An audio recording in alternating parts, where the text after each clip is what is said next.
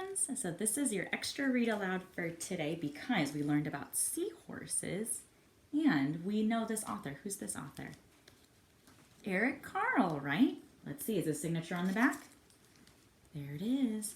Remember with Eric Carle books, there's always a special surprise. So let's see what it is. Whoa! This cover came off. In fact, I'll put that off to the side. Mr. Seahorse by Eric Carle.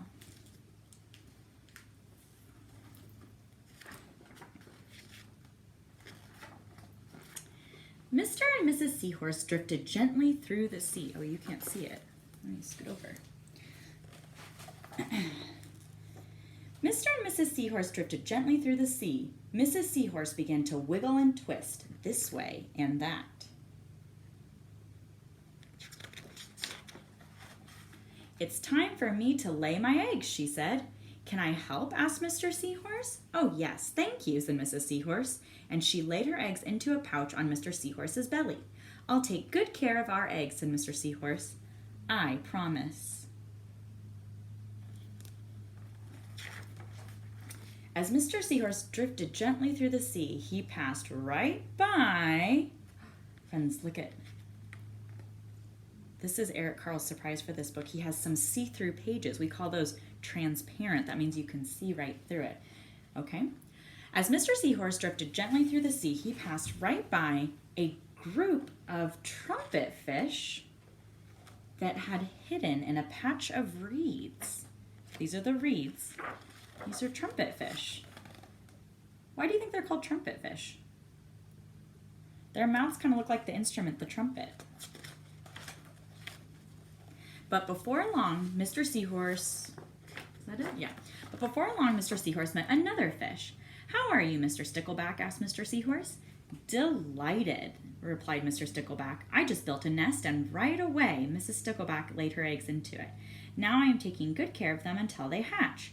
Keep up the good work," said Mr. Seahorse, and swam on his way. As Mr. Seahorse drifted gently through the sea, he passed right by... I wonder what's hiding. Whoa. A lionfish hidden behind a coral reef.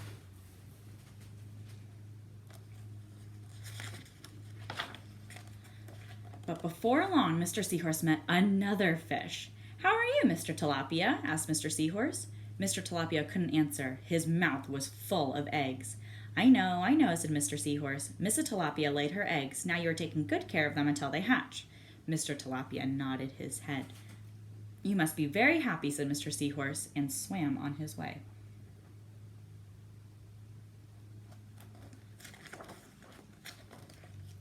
As Mr. Seahorse drifted gently through the sea, he passed right by...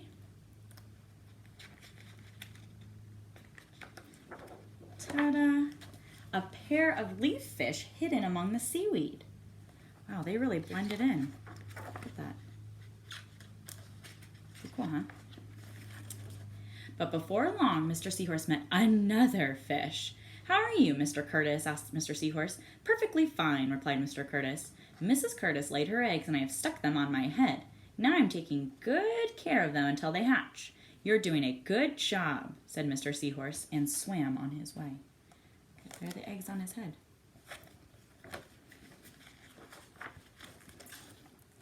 As Mr. Seahorse drifted gently through the sea, he passed right by...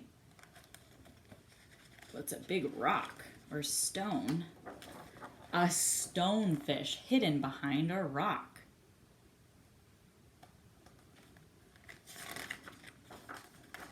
But before long, Mr. Seahorse met another fish.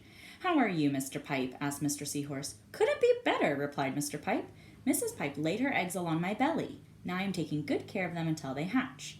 You should feel proud of yourself," said Mr. Seahorse, and swam on his way. There are all the eggs on his belly. But before long, Mr. Seahorse met another fish. "How are you, Mr. Bullhead?" asked Mr. Seahorse. "Tip-top," replied Mr. Bullhead. "Mrs. Bullhead laid her eggs, and the eggs hatched. Now I'm babysitting." "You are doing a fine job," said Mr. Seahorse, and swam on his way. Look at all those baby fish. The time had come for the Seahorse babies to be born. Mr. Seahorse wiggled and twisted this way and that. At last the babies tumbled from Mr. Seahorse's pouch and swam away. One baby turned around and tried to come back into the pouch. "Oh no," said Mr. Seahorse. "I do love you, but now you are ready to be on your own." The end. All right, friends. Did you like this book? Book review, thumbs up, thumbs side, thumbs down. I liked it. I like this one a lot. It's one of my favorite Eric Carle books. Friends, for your art project today, you're going to make your own seahorse that looks just like this. You're going to follow the directions in the video to draw the seahorse. Then you're going to outline it in black. I would suggest marker, but you can use crayon as well. And then you're going to color a bright, bright, bright seahorse. If you need an idea or if you need some ideas for the colors, I've attached some to your lesson plan. See you later.